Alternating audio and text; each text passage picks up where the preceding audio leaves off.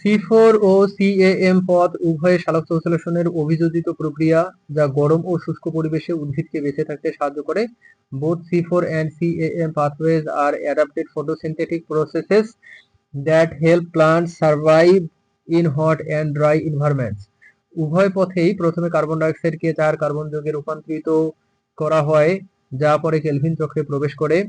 In both pathways, carbon dioxide is initially converted into a 4 carbon compound before entering the Kelvin cycle.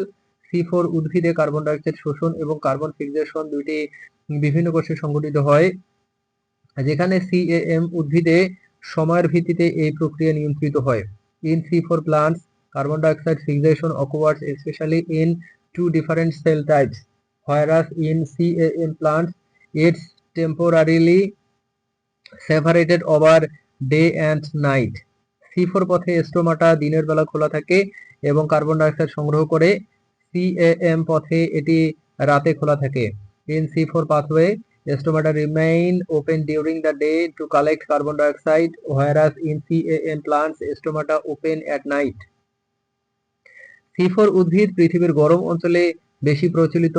CAM উদ্ভিদ মূলত শুষ্ক মরুভূমি এলাকায় বেশি পাওয়া যায়।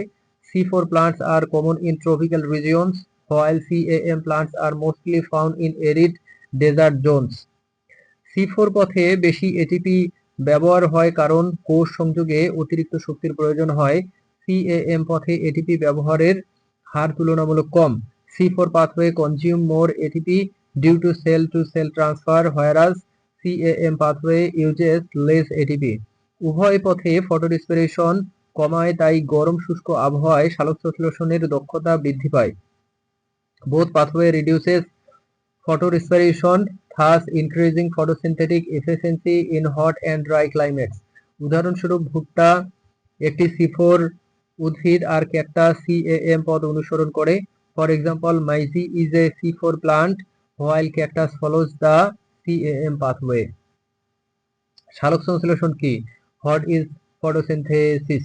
সালোক সংশ্লেষণ একটি জৈব রাসায়নিক প্রক্রিয়া যার মাধ্যমে উদ্ভিদ সূর্যালোকে শক্তি ব্যবহার করে জল এবং কার্বন ডাইঅক্সাইড থেকে শর্করা ও অক্সিজেন উৎপন্ন করে। Photosynthesis is a biochemical process by which plants use sunlight energy to produce glucose and oxygen from water and carbon dioxide. এই প্রক্রিয়া প্রকৃতিতে খাদ্য চক্রের মূল ভিত্তি এবং জীবজগতের জন্য অক্সিজেন সরবরাহের প্রধান উৎস। This process forms the basis of the food chain in nature and is the primary source of oxygen for living being. সালোক সংশ্লেষণের আলো নির্ভর পর্যায়ে সূর্যালোক ATP ও NADPH তৈরি করে যা কালো ধাপে কার্বন সংশ্লেষণে ব্যবহৃত হয়। In the light dependent phase, sunlight generates ATP and NADP, which are used in the dark phase for carbon fixation. উদ্ভিদের ক্লোরোফিল এই প্রক্রিয়ায় আলো শোষণ করে সেই শক্তি রাসায়নিক শক্তিতে রূপান্তরিত করে। Plant chlorophyll absorb light and convert that energy into chemical energy in this process.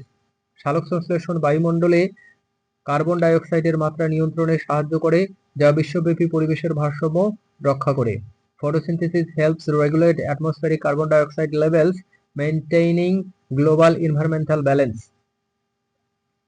প্রক্রিয়াটি সার্বিকভাবে বাস্তুতন্ত্রে শক্তি প্রবাহ নিয়ন্ত্রণ করে এবং বিভিন্ন প্রাণীর পুষ্টি চাহিদা পূরণে সহায়তা করে। Overall, the process controls energy flow in ecosystems and support nutritional needs of various organisms.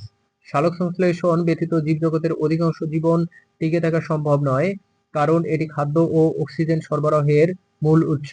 Without photosynthesis, most life forms could not survive because it is the primary source of food and oxygen. উদাহরণস্বরূপ গাছ ও শ্বেত জলজ উদ্ভিদ আলোর শক্তি ব্যবহার করে খাদ্য তৈরি করে যা অন্যান্য প্রাণীর খাদ্যের উৎস। For example, plants and algae use light energy to make food which serves as nourishment for other organisms.